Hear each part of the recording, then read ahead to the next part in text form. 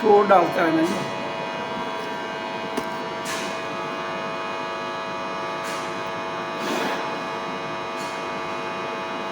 उच्चारण करेंगे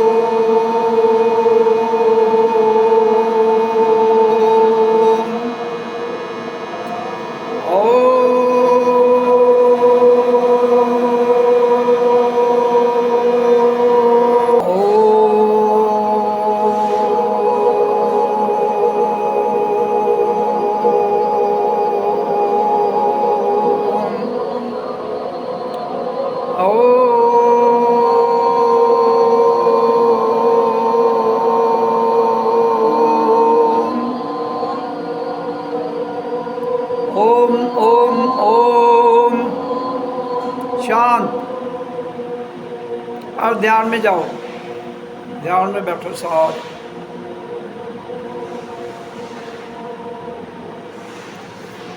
सिर्फ श्वास को देखना है, श्वास आ रही जा रही उस पर पूरा फोकस करो और अपने भीतर आंतरिक ध्यान में जाओ।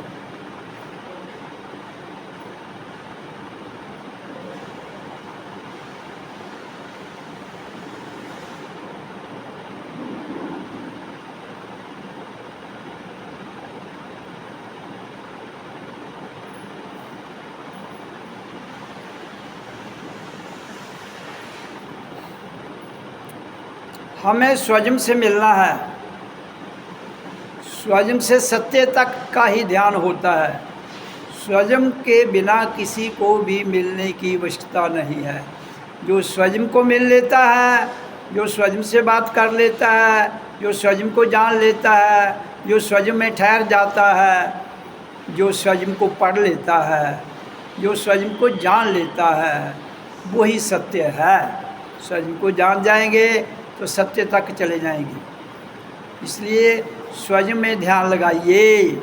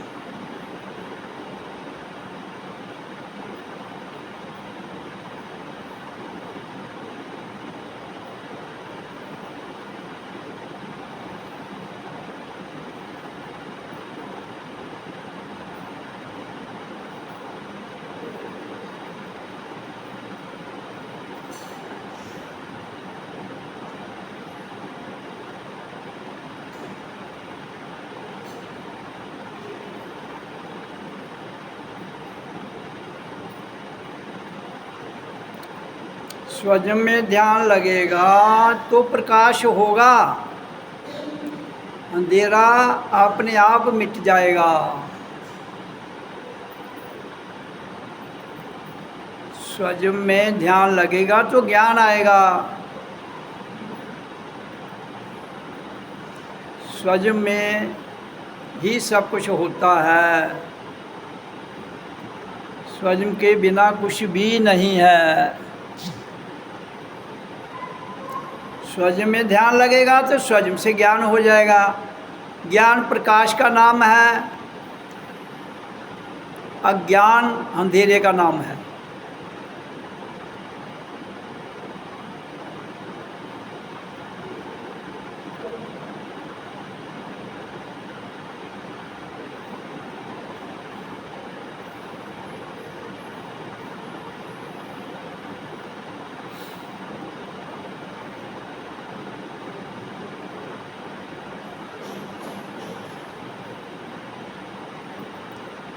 इसलिए ध्यान में रहिए। दिन रात में 24 घंटे होते हैं। 6 घंटे कर्मयोग में, सुबह के 6 घंटे कर्मयोग में, फिर ध्यान योग में, फिर 6 घंटे कर्मयोग में, फिर 2 घंटे ध्यान योग में, फिर 6 घंटे कर्मयोग में, फिर 2 घंटे ध्यान योग में, तो हो गए 24। तो ये समय जो है आपने दिनचर्या जो जीवन है आपका, वो इस तरह से बिताना है। ये हर इंसान का कर्तव्य बनता है। इस धरती पर नर हो, नारी हो, जवान हो, बूढ़ा हो, 6 घंटे कर्मयोग, 2 घंटे ध्यान योग, 6 घंटे फिर कर्मयोग, 2 घंटे फिर ध्यान योग, 6 घंटे फिर कर्मयोग, 2 घंटे फिर ध्यान योग। 24 घंटे में 18 घंटे हो गए कर्मयोग के, 6 घंटे हो गए ध्यान योग के। जो जीवन ऐसा कार्यक्रम, ऐसी योग विद्या को अपने भीतर ढाल लेता है, वो ही महान है। धरती पर और कोई काम ही नहीं है हमें। कर्मयोग, ध्यान योग। ध्यान से स्वयं से जुड़ना है, कर्म योग से संसार का भला हो जाएगा, ध्यान योग से अपना भला हो जाएगा।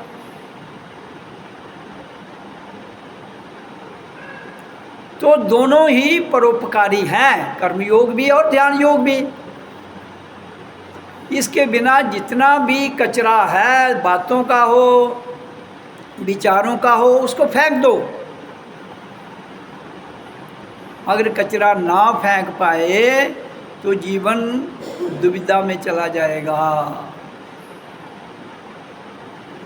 और दुविधा में गया हुआ जीवन बड़ी मुश्किल से ही अपने ट्रैक पर आता है। जहाँ कोई साधु है, कोई संत है, कोई वैरागी है, कोई डाकू है, कोई चोर है, कुछ लेना देना नहीं हमें। हमें अपने जीवन को जो मैं बता रहा हूँ उस पर डाल देंगे तो क्या होगा, कोई गरीब नहीं रहेगा। जो आज की युवा पीढ़ी पढ़ने के बाद भी बेकार रह रही है, वो भी नहीं रहेगी।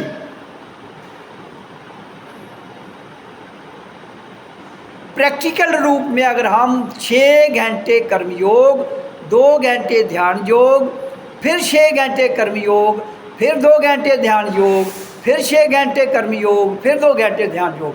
आप कहोगे तो सोना कब है, आराम कब करना है? ऐसा करोगे सब कुछ ऑटोमेटिक हो जाएगा।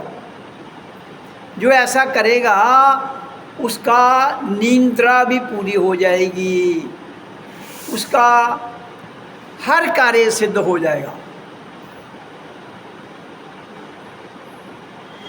ये परमात्मा का करैक्टर है, ये उसने प्रकृति को दिया है। बंधुओं, मैं बता रहा हूँ।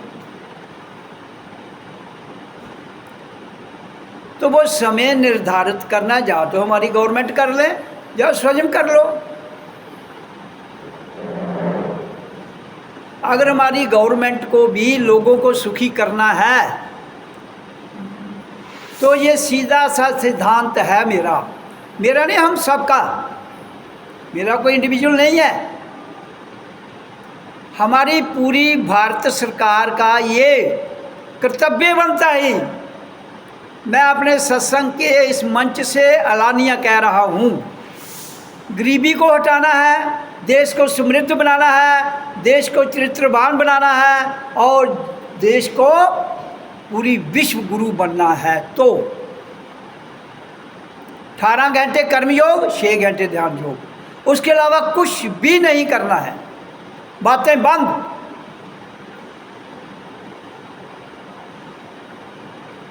उसमें ये नहीं सोचना अब दिन है कि अब रात है, अब दिन है कि अब रात है, ना रात है ना दिन है। जब परमात्मा का चरित्र हमारे भीतर घटित हो जाता है, दिन रात प्रकृति में तो रहते हैं, हमारे भीतर से बंधुओं समाप्त हो जाते हैं। यही तो ज्ञान की पराकाष्ठा है, यही तो सत्संग का अर्थ है, यही तो स्वयं को सत्य तक ले जाने में सक्षम हो जाएगा आदमी, तभी हो जाता है। तो इसलिए सर्वप्रथम सत्संग का अर्थ यह है स्वयं से सत्य तक जाना। जब हम स्वयं से सत्य तक की यात्रा कर लेते हैं तो ये सारी बातें अपने आप हो जाती हैं। हमने व्यर्थ के सब्जेक्ट जोड़ के रखे हैं, विषय, सब्जेक्ट विषय को कहते हैं। हमने व्यर्थ की बातें जोड़ के रखे हैं, व्यर्थ के तर्क वितर्क जोड़ के रखे हैं जो सारे मन के कारण उठते हैं। व्यर्थ की प्लानिंग बना के रखी है जो बुद्धि से उठती हैं। कर्म योग, ध्यान योग, बाकी सारे योग ऑटोमेटिक आ जाएंगे, भक्ति योग आ जाएगा।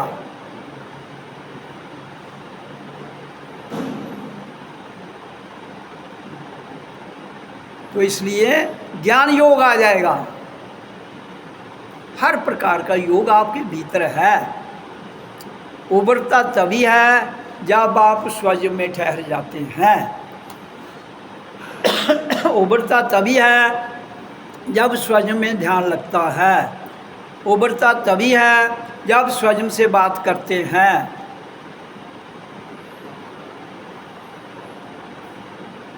तो इसलिए जीवन मिला है, इसको व्यर्थ मत गवाइए। कभी इधर की बात, कभी उधर की बात, कभी इधर की कहानी, कभी उधर की। तो कथाएं और कहानियाँ कम और कर्म योग ज़्यादा, ध्यान योग भी उतना ही जितना बताया गया है। तो फिर जीवन आनंद में सुखपूर्वक और जीवन जीने की शैली क्या है कि पूरी समझ भीतर से आ जाती है, फ्रॉम विदिन।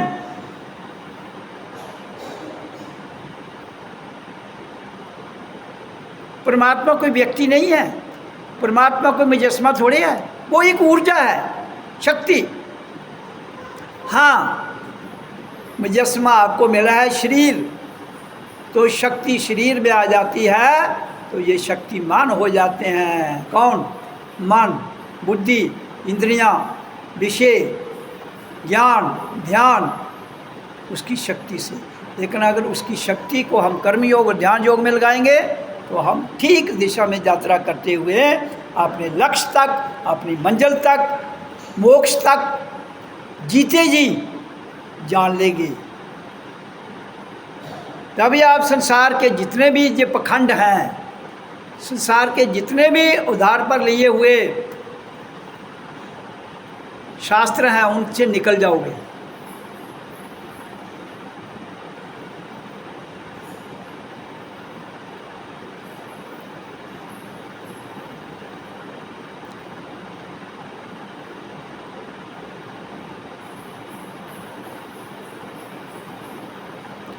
तो ध्यान में क्या करना है आपको? केवल अपनी श्वासों को देखना है, आ रही है, जा रही है। जब ध्यान आपका बिरकुटी में है, जब श्वास को देखोगे तो श्वास तो नाक से आती है, ध्यान उधर जाएगा, फिर उधर से ही ध्यान आपका बिरकुटी में, बिरकुटी से त्रिकुटी में, त्रिकुटी से सत्यलोक में, सहस्रार सब के भीतर से होता हुआ सत्य में स्थिर हो जाएगा।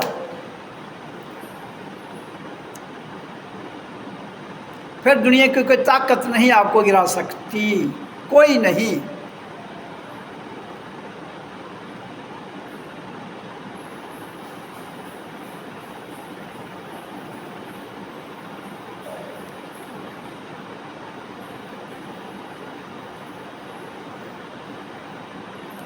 ध्यान में नींद कभी नहीं आनी चाहिए। अगर नींद आ गई तो ध्यान टूट जाएगा, नींद में चले जाओगे। ध्यान का अर्थ है अपने भीतर की आवाज़ को सुनना। ध्यान का अर्थ है अपने भीतर के प्रकाश को देखना। ध्यान का अर्थ है अपने भीतर से प्रश्न का उठना, अपने भीतर से ही प्रश्नों का उत्तर मिलना। ये सब ध्यान में आता है।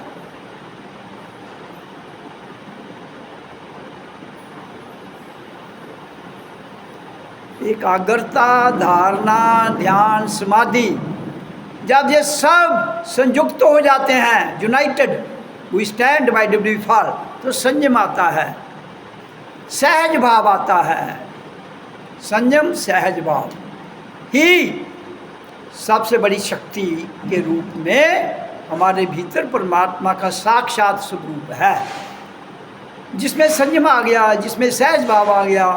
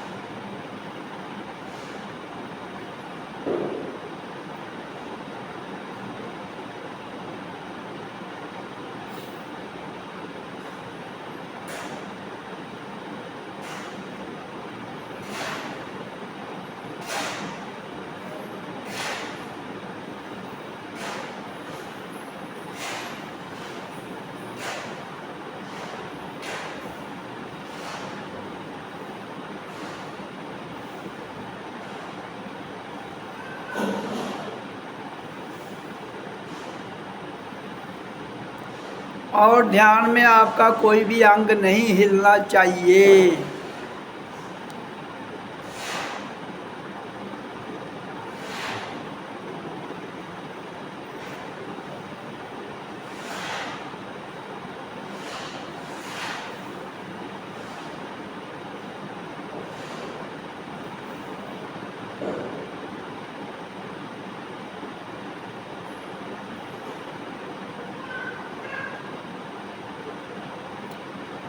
एक बार बुद्धा को, उनके शिष्य थे अनंत, तो रात को जब बुद्धा ध्यान में जाते थे तो लेटते थे, जिस साइड में वो लेटते थे सुबह होने तक उसी साइड में रहते थे। और वो आनंद, उनका जो शिष्य था, पूछता था आप कैसे सोते हैं? तो बुद्धा ने जवाब दिया कि ध्यान का अर्थ क्या है? ध्यान का अर्थ है जिस दिशा में हो वैसे ही दिशा में जब तक ध्यान है रहो।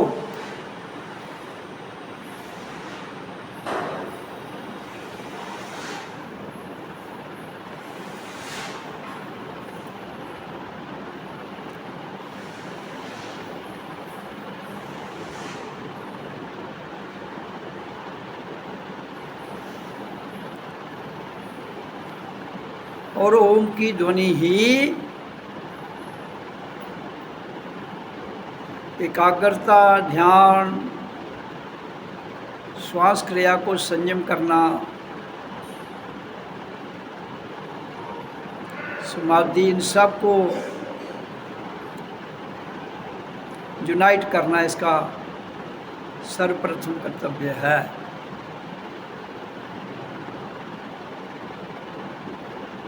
बाकी फिर खुद होता जाता है जो होना है।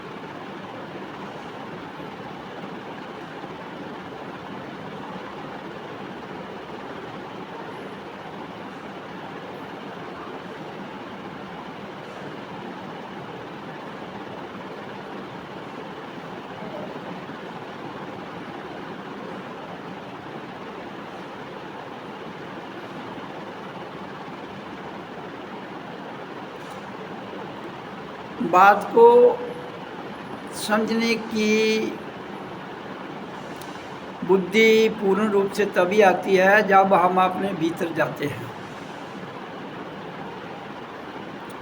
इसलिए ये सारी बातें भीतर की है। ध्यान भीतर का है, सत्य भीतर है, ज्ञान भीतर है, ध्यान भीतर है, जानना भीतर से है।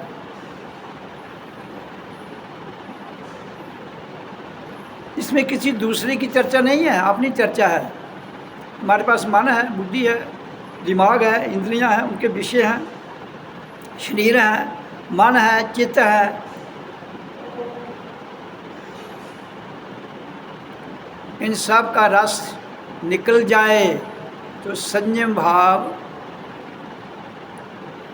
अपने आप हो जाता है।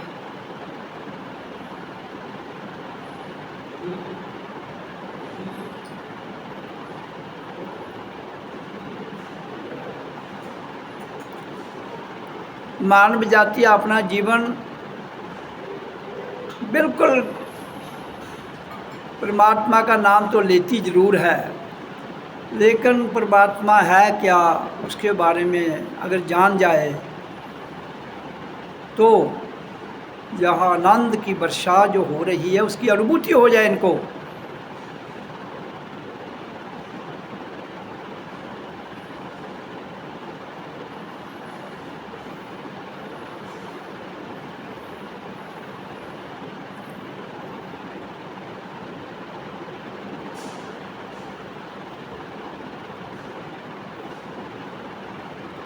धन कमाने के लिए जीवन दे देता है, लेकिन धन फिर भी साथ नहीं जाता है। तो ध्यान योग के द्वारा अगर स्वयं को जान लिया होगा, स्वयं ही साथ रहता है, स्वयं ही इधर है, स्वयं ही आगे है, वही परमात्मा की ऊर्जा से ही जाना जाता है। संसार की जितनी भी बातें हैं कर्म योग और ध्यान योग के द्वारा ही फलीभूत हो सकती हैं।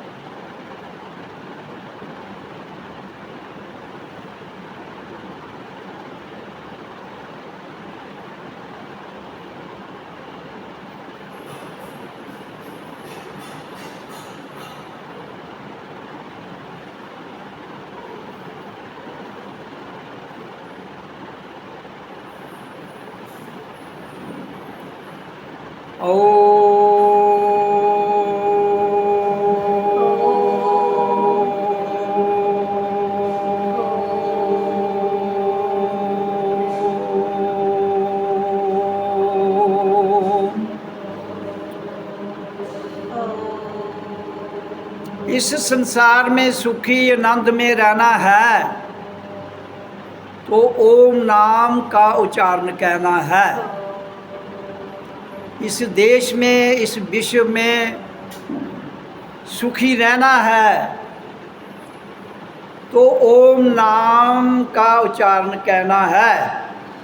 ये किसी धर्म संप्रदाय से जुड़ा हुई ध्वनि नहीं है, ये किसी धर्म संप्रदाय से जुड़ी हुई ध्वनि नहीं है, ये लौकिक ध्वनि है, डिवाइन। इसमें हिंदू, मुसलमान, सिख, ईसाई, बौद्ध, जैन, पारसी किसी का सवाल नहीं है। सब मानव है, हिंदू मानव है, मुसलमान मानव है, ईसाई मानव है, सिख मानव है, पारसी, बौद्ध, जैन, जितने भी संप्रदायों को मानने वाले लोग सब नर या नारी हैं। इसलिए हर नर नारी की ये ध्वनि साक्षात रूप में उसकी हितकारी है। इसलिए बाकी कौन क्या करता है उस विषय में हमें कुछ कहना नहीं है, वो क्या करता करता रहे। लेकिन इस मानवता को बचाने के लिए हिंदू हो, मुसलमान हो, सिख, ईसाई, बौद्ध, जैन, किसी भी संप्रदाय को मानने वाला हो, अगर इस विश्व में रहना है तो उसको इस सनातन ध्वनि को, ओम की जो पुरातन सनातन ध्वनि है, कहना है। ये मेरी अंतरात्मा की आवाज़ कोई किसी से उधार पर ली हुई नहीं है, वो कह रही है। सब कहते हैं हम मानवता को बचाना चाहते हैं, तो अगर सब कहते हैं हम मानवता को बचाना चाहते हैं तो एक ही ध्वनि का उच्चारण क्यों नहीं करना चाहते? इस प्रश्न का उत्तर, इस बात का जवाब जो मेरे को दे देगा, मैं सारी उम्र उसकी गुलामी करूँगा, नहीं तो उसको करनी पड़ेगी। लेकिन मैं फिर भी किसी को गुलाम नहीं बनाता हूँ, लेकिन मैं जो सत्य है वो कह जाता हूँ और कह रहा हूँ। ऐसी ध्वनि, universal sound is the only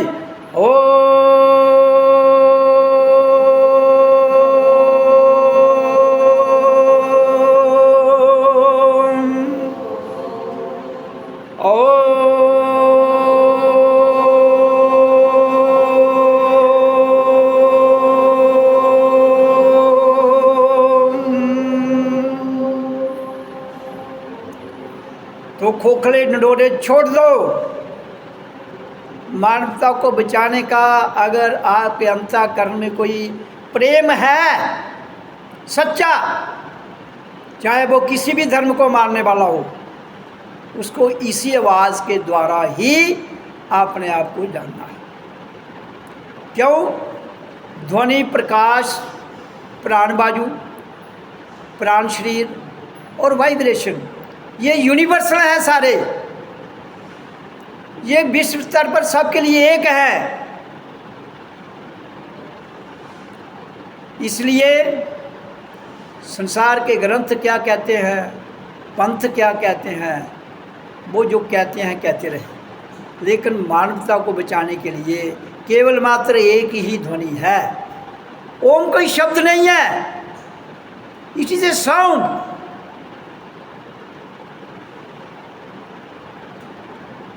sound किसी की जायदाद नहीं होती है, और इसके द्वारा हमें जीवन मिला है।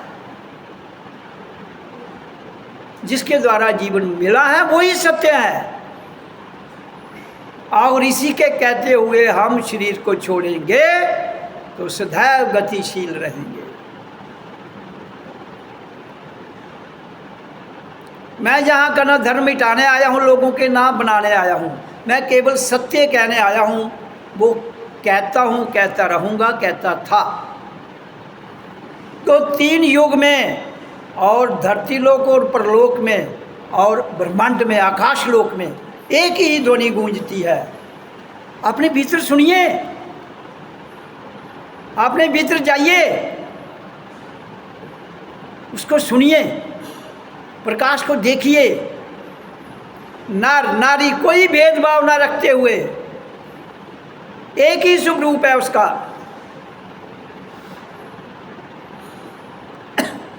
वही यूनिवर्सल ट्रुथ कहते हैं उसी को, और कोई यूनिवर्सल ट्रुथ नहीं है। जिसको आपने जानना है, मानने के आपके क्या तरीके हैं वो आपका विषय है। मेरा केवल विषय इतना ही है कि आप जानो अपने आप को भीतर से, श्वास के द्वारा जानो। ये श्वासों को कंट्रोल करता है। जब हम पैदा हुए तो इसी की जो श्वास हमारे भीतर पहली बार आई तो यही ध्वनि निकली थी। इसलिए मैं कह रहा हूँ,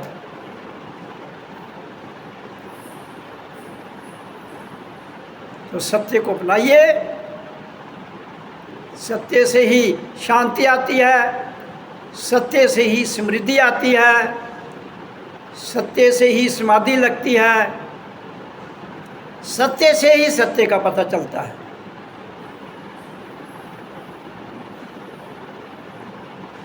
इसलिए भेदभाव खत्म करते हुए, जात पात को जैसे है ना छेड़ते हुए अपने आप को जान लो, अपने आप को पहचान लो, अपने आप को मान लो।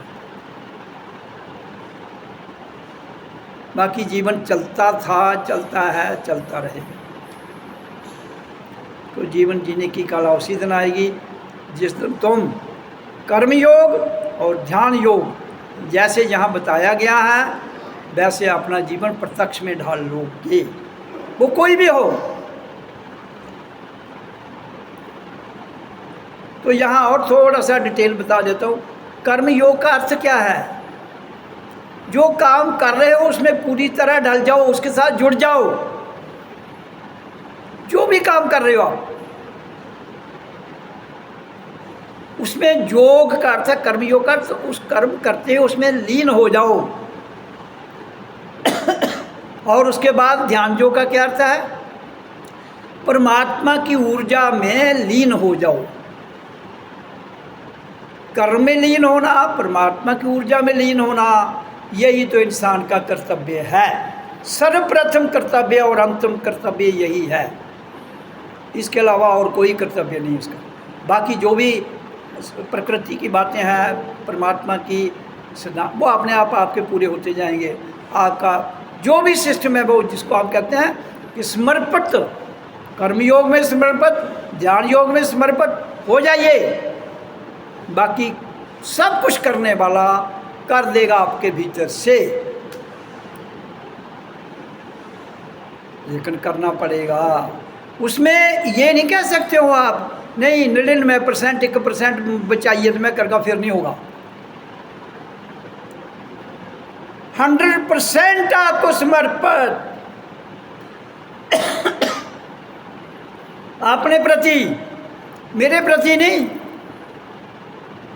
अहम ब्रह्मास्मि, अपने प्रति, किसी के प्रति नहीं, स्वयं के प्रति, स्वयं से सत्य तक के प्रति समर्पण होना है, किसी व्यक्ति के प्रति नहीं। परमात्मा व्यक्ति नहीं है, मैंने पहले भी कहा फिर कह रहा हूं।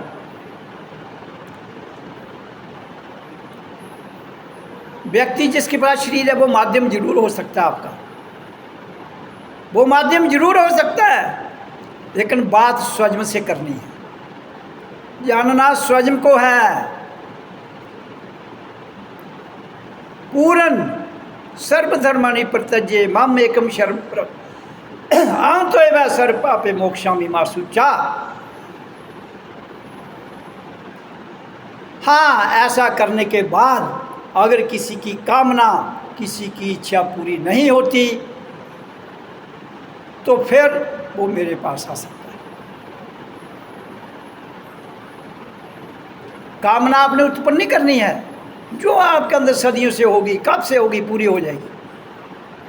लेकिन समर्पित में गुंजाइश का मामला नहीं है। 1% छोड़ के 0.01 भी नहीं, पूर्ण।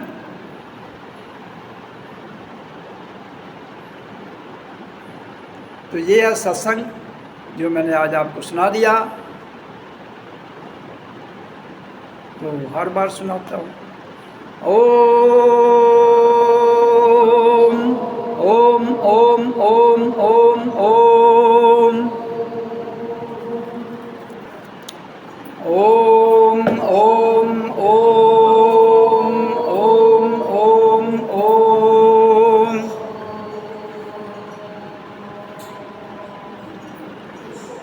तो सत्संगी प्रेमी बंधु, आप सबने सत्संग की चर्चा सुनी।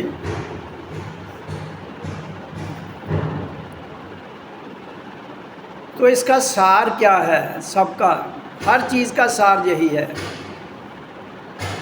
प्यास लगी हो तो पानी पीने का आनंद आता है। प्यास लगी हो तो पानी पीने का आनंद आता है। तड़प होगी तो भजन का आनंद आता है।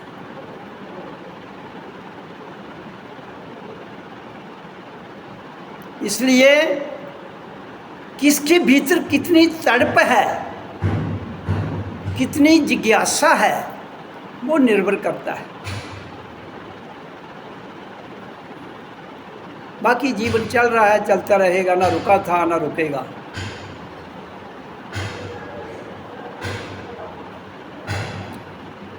तो इसलिए वाणी कोई भी बोले, वाणी में कोई गलत बात नहीं है।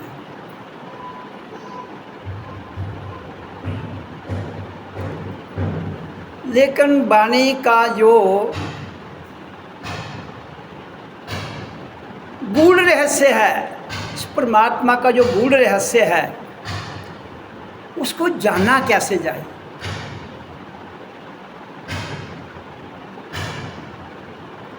जानने की विधियाँ बहुत हैं, लेकिन मैं ओम के उच्चारण पर इसलिए बलपूर्वक जोर देता हूँ कि ये एक अलौकिक ध्वनि है जो जन्म के समय हमें सबको प्राप्त हुई है।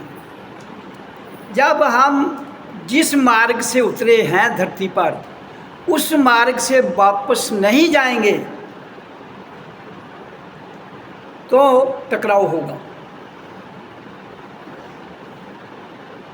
और टकराव का रास्ता जो है वो ध्यान से भड़का देगा। टकराव का रास्ता हमें भजन से भी भड़का देगा। आज जितने भी ये संप्रदाय हैं, हिंदू, मुसलमान, सिख, ईसाई, बौद्ध, जैन, जैसे मैं ओम के लिए कह रहा हूँ, जैसे अभी वाणी में आया, कोई अल्लाहू अकबर कहता है, कोई वाहिगुरु कहता है, कोई राम कहता है, कोई कृष्ण कहता है। हमें उनसे मतभेद नहीं है, हमें किसी से मतभेद नहीं है, लेकिन मतभेद उन्होंने बनाया हुआ है जो संत मत को पूर्णता नहीं जानते, जो सनातन को पूर्णता नहीं समझ पाते। इसलिए मैं कहता हूँ कि यहाँ मतभेद उठता हो, वो रास्ता ही छोड़ दो, चाहे वो कितना भी महान क्यों ना हो, चाहे उसे आप परमात्मा भी बन जाएं।